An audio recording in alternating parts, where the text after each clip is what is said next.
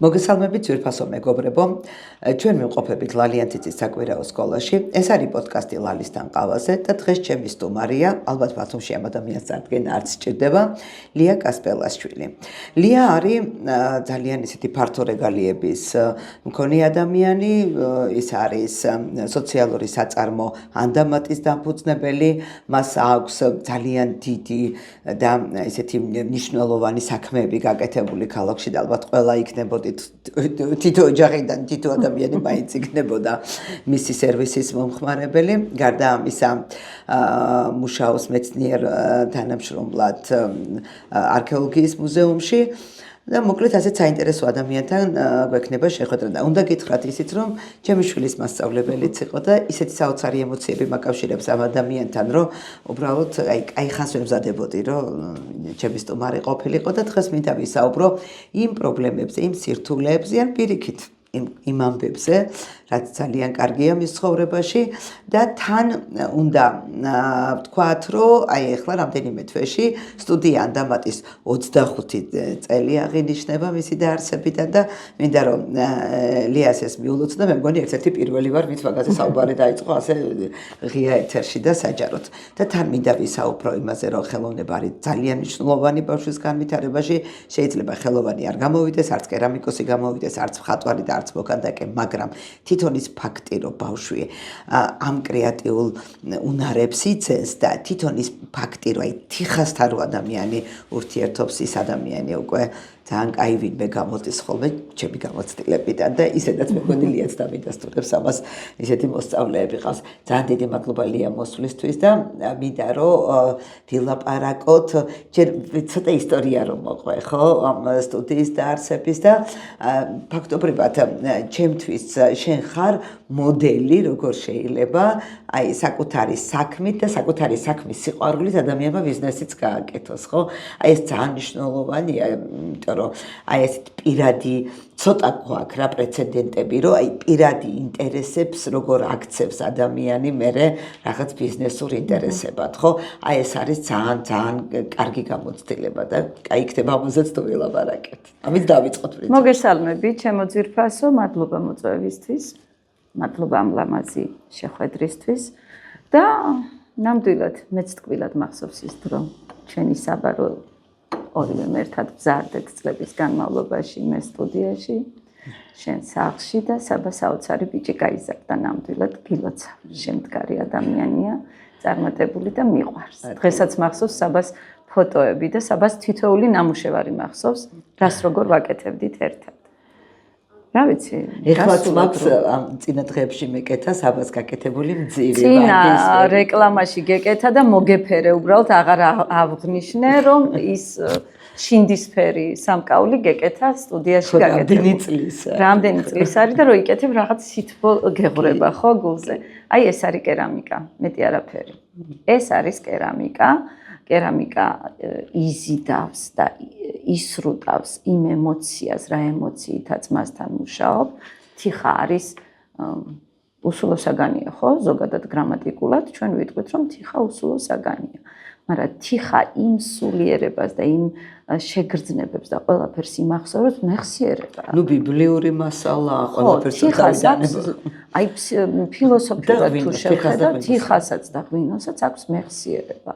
აბსოლუტურად ყველა ნაკეთობა, ყველა ნივთი იმახსოვრებს ემოციას, განწყობას, მდგომარეობას მისი ავტორისას და იმ ემოციით მერე უკვე ცოცხლობს და ჩვენ ავტორები მივდივართ ზეციურ საქართველოში და ზეციურ სამყაროში და ის კი რჩება მიწაში და მერე ღმერთმა იცის საუკუნეების და ათასწლეულების მერე კიდევ ის გაოცებს ეს ჩვენი ემოციით შექმნილი ნამუშევარი. საოცრებად ის არის მაინც ყველანი ხო მეორადი მატერიისგან ვართ შექმნილები და აი ახლა კაცმა არ იცის მე იმ თიხაში შეიძლება ჩვენი ნაწილებიც კი ბატონო ამიტომ არც მთლად უსულოა თიხა ასე ვთქვათ კი ბატონო აი ეს სტუდიის ისტორია რომ მოყვე რა ორი სიტყვით აი როგორ დაიწყე მე ვარ ერთ-ერთი პირველი მშობელი ხო ერთ-ერთი პირველი მთლად პირველი არა ალბათ რომელ წლებში სწავლობდა ვეღარ ვიხსენებ საბას სწავლობდა სადღაც 2004-5 წლები ხო და 2000 წლიდან ჩემი შვილი რო შევიყვანე, მაშინ ელემენტარული სკოლა ერქვა, ჩვენი სკოლა ორად იყო გაყოფილი. ბექა რომ შევიყვანე მაგ სკოლაში, მეც შევედი და შევედი ესე ჯიქურ, რასაც ქვია უკვე, იმიტომ რომ სხვა გზა არ მქონდა. იმ სკოლაში მაინც უნდა დამედობინა, იმიტომ რომ არც ერთმა სხვა სკოლამ მანამდე არ მიმიღო. ყველა სკოლაში ერთი და იგივე პასუხით მისტუმრებდნენ, ადგილი არ გვაქვს, ეს ერთი პატარა გოგო. მაშინ ვიყავი 26-27 წლის. ჩემი ორი შვილით, სულ ვამბობ, ორივე შვილი მოკიდებული, ერთი ხელში, მეორე ესე ხელჩაკიდებული, მიმყავდა სკოლებში, დამყავდა. შევიდოდი კაბინეტში, დირექტორის კაბინეტს მოვძებნიდი, შევიდოდი და ნებას ვთხოვდი დირექტორებს, რომ რაღაც ერთი პატარა კუნჭული მოეცათ ჩემთვის და არაფერს მეც არ პირდებოდი. თუ ვივარგებდი, დავეტოვებინე, თუ არა და გამოვეშვი სკოლიდან. არავინ ბიუროკრატია ხო? არავინ არ მიმიღო ეს უპატრონო გოგო, აი ამ ორი აკიდებული. ჯერ მარტო იმის ფიქრი, ახლა მეც რომ ხელმძღვანელი ვარ, ჯერ იმის გაფიქრება, რომ ამ ორი ბავშვით ვინ რა უნდა გააკეთოს და ან ერთი გაუხდება ავად, ან მეორე და ან რიგრიგობით რისი გამკეთებელი ვიქნებოდი. ალბათ ყველა გულში ამას ფიქრობდა, მაგრამ სხვა გზა რო აღარ დამრჩა, იმ სკოლაში მივედი, სადაც ჩემი შვილი მივიყვანე და უკვე იმ დირექტორს აღარ მოვეშვი. რა თქმა უნდა, არც მას ჰქონდა ადგილი, რა თქმა უნდა, მანაც ასე უხეშად მოშორებას სცადა ჩემი, მაგრამ მნე ყავდა. ბუნებრივია, ყველა სკოლას ყავს თანამშრომელი მნე, რო არ მოვეშვი, ეს მნე მომაბარა და მითხრა, აი შენი თვალით დაიარე ახლა და ნახე სკოლაში თუ ნახავ სადმე ადგილსო და მართლა ვერ ვნახე. კიბის ქვეშაც კი ვერ ვნახე ადგილი, რო ფიროსმანივით სადმე შევყუჟულიყავი. ოღონდ რომელ ოთახშიც თვითონ იჯდა და მოსწავლეებს ღებულობდა, მიღების დღე იყო, ანუ რეგისტრაციის. მისი ოთახის გვერდით აი ასეთი აჭედილი, ლურჯი კარი დამხვდა და მართლა არაფერი რო არ იყო, ამ კაცს ვეკითხები, ეს აჭედილი კარები რას ნიშნავს მეთქი და ეს აჭედილი კარი რო ვარგოდეს, ქალბატონო, ჩვენც ხო გამოვიყენებდითო, ანუ არ ვარ გამეთქი? არ ვარგაო, რა არის ამის იქეთ მეთქი და ამის იქეთ ყოფილა ჩვეულებრივად კიბეები, საიდანაც სარდაფში ჩადიოდნენ, მაგრამ გაუქმებული ჰქონდათ და ბავშვები რო არ ჩაცვენ ჩავარდნილი, ბუნებრივია ეს აჭედილი. ეს კარი მომეცით მეთქი. ხოდა შევიდა გვერდით დირექტორთან და გიჟია ეს ადამიანი, ქალბატონო რუსიკო და მომაშორეთო ამ კარს ითხოვსო და მიეციო დამანებოს თავი ოღონდაცო და აი ასე მიგდებული რომ მიეცი ერთი რას იზავსო. ვის ესხეთ მე და ჩემ აქ $300 და სექტემბერში რო ეს ბრძოლა დავიწყე, გაჭირვებით, როგორც შევძელით ორმა ახალგაზრდამ, მარტის თვეში უკვე სახელოსნო ერთი პაწაწუნა, აი ამაზე პატარა ოთახი, რაღაცად გადავაქციეთ, ფარდები დავკიდეთ, შუშები ჩავსვით, იატაკი დავაგეთ, ანუ ის კიბე გავაუქმეთ. მე რომ ნახეთ უკვე რაღაც ანტრესოლიანი ის. თქვენ რომ ნახეთ უკვე აი ეგ რა პერიოდში, ანუ 3 წელი რეალურად ეს ოთახი რო გავაკეთე და დირექტორმა მომცანება უკვე შეგიძლია აიყვანო მაშინ მოსწავლებიო და დარწმუნდა რომ ესე იგი მე შეუპოვარი ვარ და საქმეს გავაკეთებ.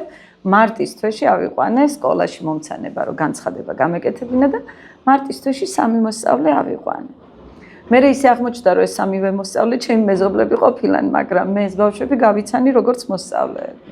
დღეს მეგობრობთ ოჯახებით და დღეს რაზეა საუბარი მათი შვილებიც, აი ახლაც ერთ-ერთი სალომე მამულაიშვილი აპირებს რომ ის შვილი ჩემთან მოიყვანოს.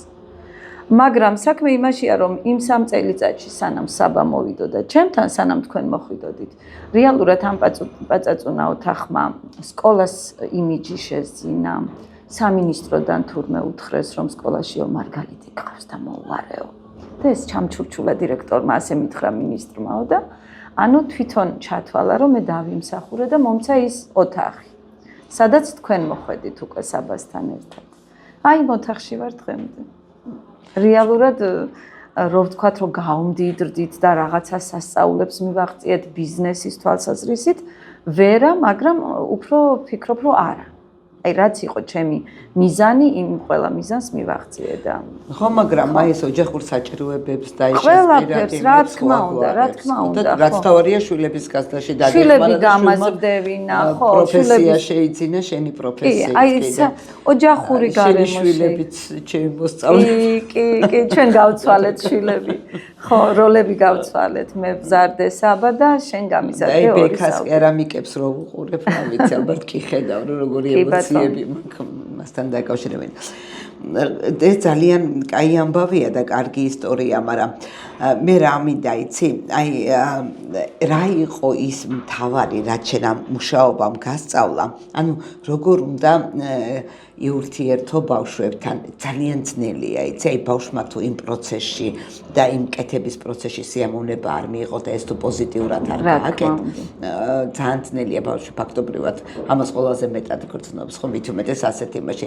აი როგორ ახერხებდი იმას, რომ ამდენი პრობლემა გვერდზე, ვიცი რომ სულ მასალის პრობლემა იყო, ეს მასალა შეიძლება გაგხვიჭებოდა, გაგვავებულიყო, იქ ხუმელის ყიდვის პრობლემა ესენი ყველაფერი გახსოვს, ხო? როგორ არ მახსოვს და აი ამას როგორ ახერხებდი? აი რა არის შენი ის რაღაცა წერტილი ბავშვთან ურთიერთობის, რასაც ახერხებ? თან რა მომწონს, იცი, აი ეს მიდგომა არის ძალიან რაციონალური, აი არასდროს არ არღვევ მოსწავლესთან, მასწავლებლის და მოსწავლის ურთიერთობის ღვარს და რაღაცა ძალიან ლამაზად გამოგვიდეს. ხო, ამაში მე მყავდა ძალიან დიდი როლი ითამაშა ჩემს პედაგოგიურ, აი ასეთ უნარების, ასე ვთქვათ, გამოვლენაში და აღმოჩენაში დიდი როლი ითამაშა თვითონ ჩემმა პედაგოგმა, ქალბატონმა ალდეკა კაბაძემ, მერე ქეთინო ერგემლიძემ, ვის ხელშიც მე გავიზარდე უკვე როგორც ეს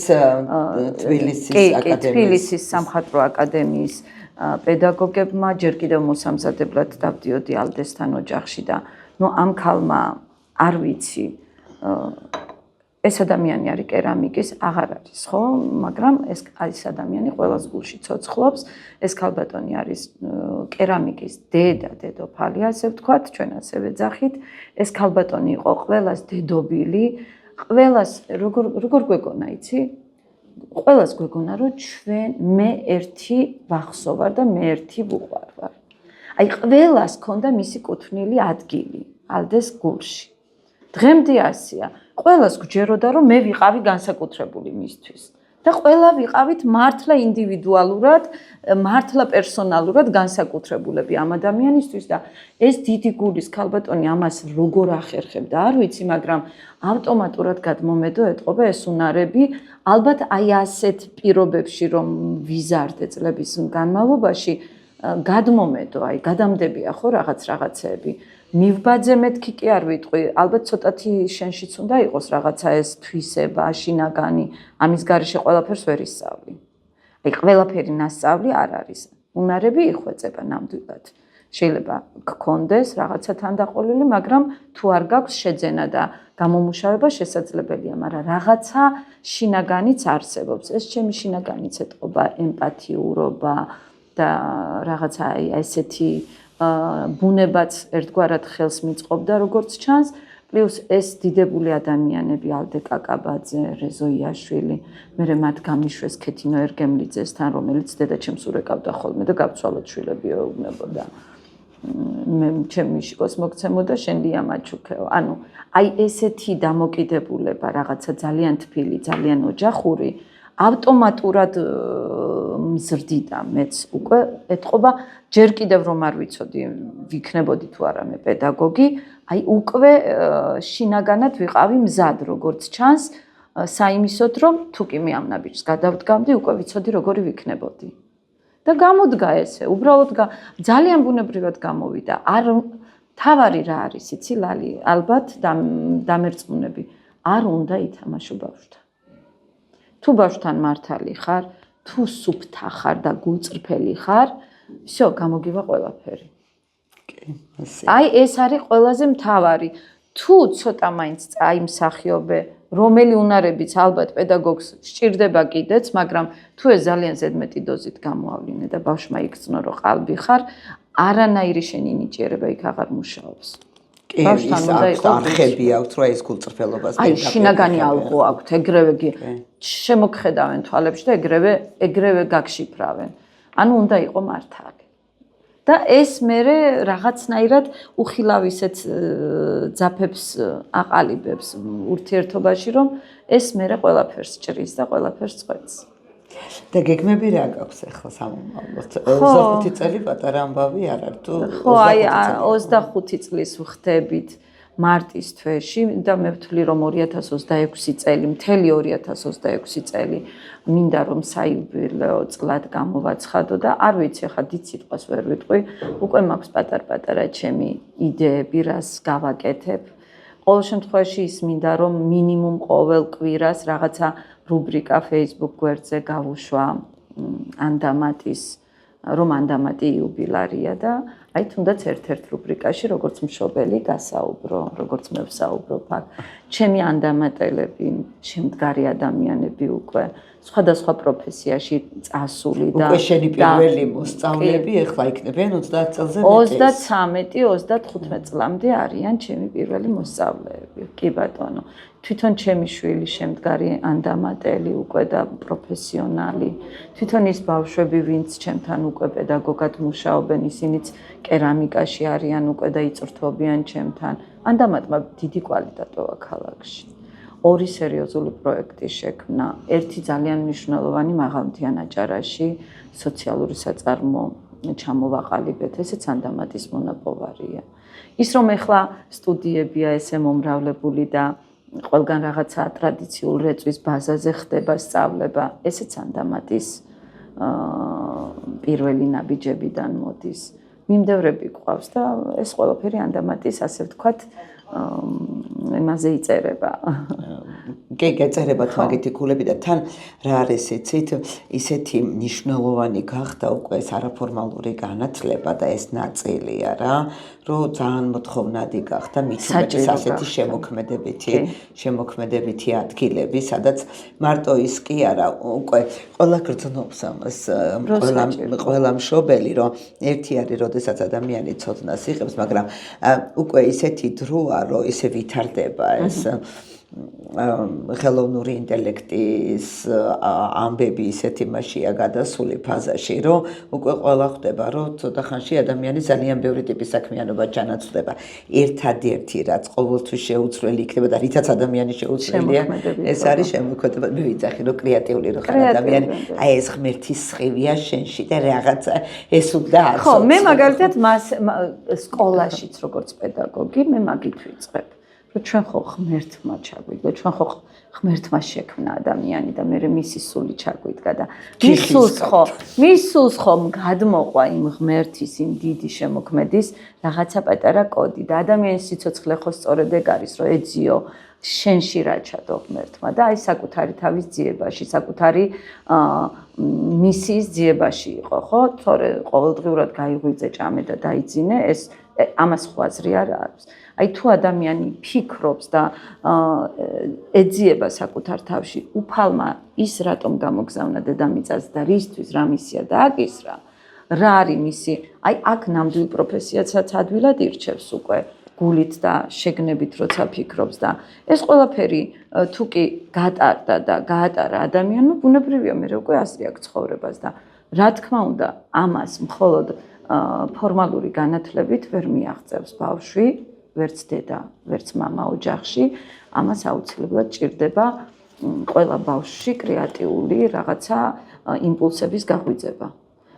ის ერთი და იგივე ეხა რეფორმა და არ დამთავრდა განათლების რეფორმა, ხო? ვიცით და ახლაც რეფორმის კიდევ ახალი ტალღის თქვათ ქვეშ ვართ. აი ამ შემთხვევაშიც ერთადერთი მე მაინც გადარჩენის და რაღაცა შვების ერთადერთი რაღაცა წყარო მაინც მგონია ადამიანში, ნებისმიერ ადამიანში ეს შემოქმედებითი იმპულსების გაღვიძება.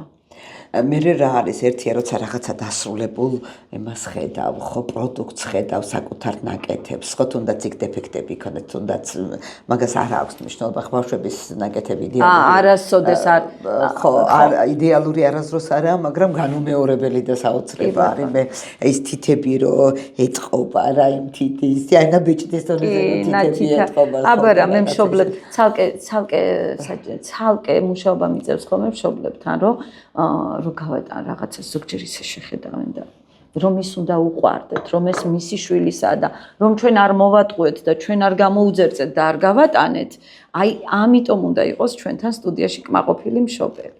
თორემ მასტერკლასებზე ხარ რომ მოდიან, იმათაც არ ვატყუებთ და მშობლებს ვეუბნებით, რომ ერთხელ ვიზიტით მოსულმა ბავშვმა რაც გამოძერწა ის რომ გაგატანო, შეიძლება ვერ მიხვდე და არ მოგეწონოს. ამ შემთხვევაში ჩვენ ვცდილობთ რომ და არც ამას ვიტყუებით, მაგრამ სტუდიაში ამას არ დავუშვებთ. სტუდიაში ზედმეტად ჩემ მოსწავლეებს, ახლა უკვე მათთვის პედაგოგებს, ცოტა ზედმეტად რომ ხელი გადაუცდეთ, მე შენიშვნას ვაძლევ. იმიტომ რომ არც მოწონთ ბავშვებს ჩარევა და ეს პრივატული სივრცის ჩარევა. ხო, აი აქაც როგორ ვლინდება ბავშვის ინდივიდუალიზმი, იცით? ზოგი შეიძლება შეეგუოს და მე ეგ არ მომწონს და მე მაგას ვებძვი, რომ არ შეეგუოს ვიღაცის აი ასეთ დათვურ სამსახურს გაწეულს. და ზოგი პირდაპირ ავლენს თავის ხასიათს, რომ მას მისი ურჩევნია და მორჩა. ზოგმა იცისო დამეხმარეთ ხო დახმარებას რო ითხოვს, ახლა მაშინ უნდა დაეხმარო, მაგრამ კი. მე მყავდა ერთი მოსწავლე. დავეხმარებოდი რომ ტექნიკა მესწავლებინა და გააცუნცულებდა ამ თავის ნახატს და უცებ სახამოს გამომცხარი იყო Facebook-ზე ედო. ჩემი ნახატი. მეთყოდი, ხომ გითხარი რომ ეს ბოლომდე შენი არ არის და ვთქვათ მეორეჯერ, მესამეჯერ, ანუ გინდა არ გინდა ტექნიკურად უნდა დაეხმარო ბავშვს, რომ ტექნიკა ასწავლო, ხო, ბუნებრივია დახმარება. ხო, რაღაც სრულყოფილებამდე უნდა მიიყვანო, რომ თამასა დაუწესო. რა თქმა უნდა. ოღონდ აუცილებლად ამ ბავშვს ვეუბნებით და მშობელსაც ვეუბნებით, რომ აქ იცოდე, რომ ვთქვათ რაღაცა ჩარევა ცოტა დიდი დოზით მოხდა, იმიტომ რომ ბავშვს დაენახა და მერე თვითონ გაიმეორეს. რამდენიმე ნახატი ასე გამოაცუნცულა. ჩემი ნახატი და ბოლოს გავედით შედეგზე. მართლა დახატა თვითონ. და ის თამასა დაუწესო. დევს საღამოს Facebook-ზე. ჩემი ნახატი. ოღონდ მართლა. არ დავავიწყდე. ოღონდ მართლა. კი, ესე იგი, ერთი 5ჯერ რო დაადო ეს ჩემი ნახატი და მართლა რო თვითონ დახატა. ისე ვიდო Facebook-ზე. ჩემი ნახატი, ოღონდ მართლა. ძალიან კარგი ის არის მწვრთნა ბავშვისთვის. ეს არის კონცენტრაციის ვარჯიში, ხელისგულების დამუშავება პირდაპირ ნეირონებს ავითარებს და მე სიამოვნება ამის და მე ფაქტობრივად შემეცნება ხდება. მე ვიყენებ ხელოვნებას, განსაკუთრებით გამოყენებით ხელოვნებას. თიხასთან ცოტა მიჭირს კი ახლა ესეთი თიხები, რომ გამოწვდა რაღაცა რო არ ჭირდება და ხანდახან ესეც გამომიყენებია, თემატურად თუ დამჭირდა თემით. ოღონდ ჩემი ხელოვნებასთან ურთიერთობა, ანუ ჩემი სტუდიის აი ამ საკვირაო სკოლის მთელი ფილოსოფია ის არის, რომ ჩვენ ხელოვნებას ვიყენებთ შემეცნებისთვის, ანუ არა ხელოვნება ხელოვნებისთვის, არამედ ხელოვნება შემეცნებისთვის, აი რომელიმე თემის გასააზრებლად. აი ხა მაგალითად შეიძლება წავიკითხოთ რომელიმე იგავარაკი, ვთქვათ ლეონარდოსი და იქ რაღაცა ხამანწკებზია საუბარი და ჩვენ ხამანწკით გავაკეთოთ რაღაცა დეკორი, ვთქვათ, ან რაღაცა. ესე და ძირითადად ამ დატვირთვით ვიყენებ და ძალიან მიხარია და მსიამოვნებს, ანუ ის ნიშა რაც შენ გაქვს, ხო, შენთან ეს არის თავიდან ბოლომდე შემოქმედება, თავიდან ბოლომდე კრეატივი და ეს ამას სხვა დატვირთვა აქვს კიდე და იმ ანუ მოდის ბავშვი იცის რომ ეს უნდა გააკეთოს და იმ ინტელექტუალურ პარალელებს მე სხვაგან გააკეთებს. აუცილებლად. ოღონდ მეც მაგას ვამბობ, ღმერთმა დაგვიფაროს ახლა იმდენი მოსწავლე, რამდენიც ჩემთან წლის განმავლობაში დადის, ყველა რომ მარტო ხელოვანი გამოვიდეს, დაღუპულა საქართველო. რატომ? იმიტომ რომ მარტო ხელოვნებითაც ვერ გადავარჩენთ მომავალს სინამდვილეში. ესენი სხვადასხვა პროფესიებში აუცილებლად უნდა წავიდნენ, ოღონდ ჩემი სტუდიაც პირველ რიგში მშობლებს ვეუბნები. ერთია ასწავლო ტექნიკა და ასწავლო შემოქმედებითი აზროვნება, მაგრამ ბევრად უფრო მთავარია შესძინო ის უნარები, ის სოციალური უნარები, ის რაღაცა ადაპტაციის და შეცდომის გამოსწორება რო შესაძლებელია ის როგორი უნარია, შეცდომა რო ბოლო არ არის და ამ შეცდომისთვის არავინ არ დაგჭირს. აი ამას რო ბავშვი გააცნობიერებს, ეს არის ყველაზე კაი. იმასთან თიხა რომ გაუსკდება ღუმელში და თან რო გადაყვება ბავშვი, აი საკუთარი შვილივით რო აქვს ნაძერწი და ის რომ ღუმელიდან დამსხრეული ამოვა და აი ამ წარუმატებლობასთან და კრახთან შეგუება და რომ მაინც უნდა იბრძოლოს და რომ მაინც უნდა გააკეთოს და რომ ანუ შეუპოვრობა მოთმინება, ნებისყოფა. საქმის ბოლომდე მიყვანის უნარი. აბა, ეს ისეთი უნარები ვითარდება, რასაც მეც კი ვერ წარმოვიდგენდი 25 წლის წინ, მეც ახალბედა ვიყავი ბუნებრივია და ამ ყველაფერს მეც ვერ გავჭრებდი. რაში შეიძლება, ვთქვათ, ჩემთან ყოფნა გამოსდგომოდა მაგალითად ნეიროქირურგს. მოვიდა მე შემდგარი ნეიროქირურგი და დედამისმა მადლობები მიხადა. ხატია ცინცქილაძე მყავს ძალიან წარმატებული გოგონა, მან საზღვარგარეთ დაამთავრა და იქ უთხრეს. ვერაფრით ვერ იგონებდა, ვერ ხვდებოდა ეს ბავშვი, რა ეთქვა, ანუ რა გამოცდილება გაქვსო პროფესორებმა კითხვა რომ დაუსვეს. ყველაზე ბოლოს გაახსენდა, რომ სკოლაში მან 2 წელი ისწავლა თიხასთან იმუშავა. აი ეს არის შენი ყველაზე ძლიერი უნარიო. მაგან გიშველა და მაგიტომ ხარ ასეთიო, ანუ მე 100 წელი ვერ წარმოვიდგენდი, რომ ნეიროქირურგს ჩემი სტუდია იმ საჭირო უნარებს შესძენდა, რაც სტომატოლოგი. ანუ არ არის აუცილებელი, რომ ანდამაჩი ბავშვმა იმიტომ მიაროს, რომ მხატვარი გამოვიდეს. უბრალოდ მხატვრის შეცნობა, შემოქმედის დაფასება, ბოლოს და ბოლოს კიდევ ერთი ფიროსმანი თუ გვეყოლება, ამის აღმოჩენა ვიცოდეთ და დაფასება ვიცოდეთ და ისევ არ შეგვეშალოს. შეიძლება თვითონ ხელოვანი არ გამოვიდეს, მაგრამ ის ხო კარგი შემფასებელი გამოვიდეს, შემფასებელი გამოვიდეს, მაგრამ აქ მიღებული უნარები თავის ცხოვრებაში გამოიყენოს. ძალიან ბევრი ახლა ერთი გადაცემაც არ ეყოფა მაგის პარალელებს და მაგის ჩაშლას და მაგის ანალიტიკას თუ რას იძლევა ხელოვნება ბავშვის განვითარებისთვის, აი მუსიკალური ინსტრუმენტების კიდე ცალკეში აძლევ თავისუფლებას. ხო, რაც ყველგან გვაკლია, მაგ მაინც გქონდეს რა. შინაგან თავისუფლებას, სილაღეს აძლევს. ბუნებრივი ამ უნარებს ანვითარებს და თუ ვიღაცას მე აღმოაჩნდა განსაკუთრებული ტექნიკური ნიჭი და შემოქმედებითია ეს კრეატიული, შეიძლება ვიღაცამ ტექნიკურად ისწავლა კარგად, მაგრამ მაინც ვერ გახდა ხელოვანი. იმიტომ რომ ხელოვანს კიდევ რაღაცა სხვა ჭირდება შინაგანი, ხო, კიდევ, მაგრამ ტექნიკურად იცოდეს კაცო, კარგად იცოდეს და კარგი შემფასებელი იყოს, დამფასებელი იყოს. თან ისეთ ეპოქაში ვართ, ტექნიკა თვითონ ხელოვნებაზე არანაკლები ღირებულების მატარებელია, ხო? ძალიან დიდი მადლობა, ლია, ძალიან საინტერესო იყო. მე მგონია, რომ ძალიან ბევრი ბათუმელი გავახარე ახლა შენ რომ მოგიწვიე აქ. და კიდე რა არის, ჩვენს ამას პოდკასტს აქვს ასეთი ნაწილი, ფინალური ნაწილი, რვალისთან ყავაზე ყველა არ ქვია, ყავა ის სერვისია, რომელიც ადამიანებს ყავასთან დაჯდომა რაღაცა სხვა იმაში გაზომილებაში გადაიყვანს ხოლმე და აი რა არის შენთვის ყავა? თან ბათუმელი არ ხარ, მე როგორც ვიცი. ახლა ბათუმში რო ჩამოხვიდოდი, შენ აუცილებლად ყავის კულტურა დაგხვდებოდა და შენ როგორც თბილისელს რაღაცა განსხვავებული ის გაგიჩნდებოდა ყავასთან მიმართებით. პროტესტი ხო არ ქონდა? გინდა სიმართლე გითხრა. აი ბათუმურ ყავას, რასაც ეძახით, ის შავი ყავა, ასე ვთქვათ. ბათუმურია და იმდენად მეზარება იმის მოდუღება, იმდენჯერ გადმომივა, რომ მე ეს ჩემი უნალექო ყავა დალოცვილი მაინც მირჩევნია. თუმცა სტუმარი რომ მომივა, რა თქმა უნდა, იდეალურად შემიძლია გაუმასპინძლო. უბრალოდ სიმართლე. ხო, არა, აი რა ვქნა ვაღიარებ ყავის დიდი ასე ვთქვათ მომხმარებელი არ ვარ, მაგრამ თუ მაინც და მაინც უნალექო ყავა ბევრად. რა ვქნა ახლავს მართალი ადამიანი შენს გაკეთებულ ჭიქებში თუ დაგილევია ყავა. კი, აი ჩემთან რომ ესტუმრები სტუდიაში, იქ სხვადასხვა ჭიქას, აი ნათითურებს რო შეატყობ ისე ცოცხალი ჭიქით. შემიძლია მოგართვა ყოველდღე სხვადასხვა ჭიქით. მე ცოცხალი ჭიქა მოგიტანია, ბადისა ბლუტაბლას. როცა ფიჯდებს ვარჩევთ, ფიჯდებს არჩევენ ჩემი სტუმრები. ალბათ შენიშნავდა ჩემი მაყურებელი სხვადასხვა ფიჯანი მაქვს, მაგრამ ეს დევს ხოლმე და სტუმარი არჩევს და ძალიან გამიხარდა რომ ილიამ ასეთი ქართული ის არჩია. ლალიმ შემომთავაზა კლიმტი თუ ვან გოგი თუ ბლუტაბლაო და რა ვქნა მე ჩემი ქართული ბლუტაბლა უფრო პრიორიტეტულად მიმაჩნია.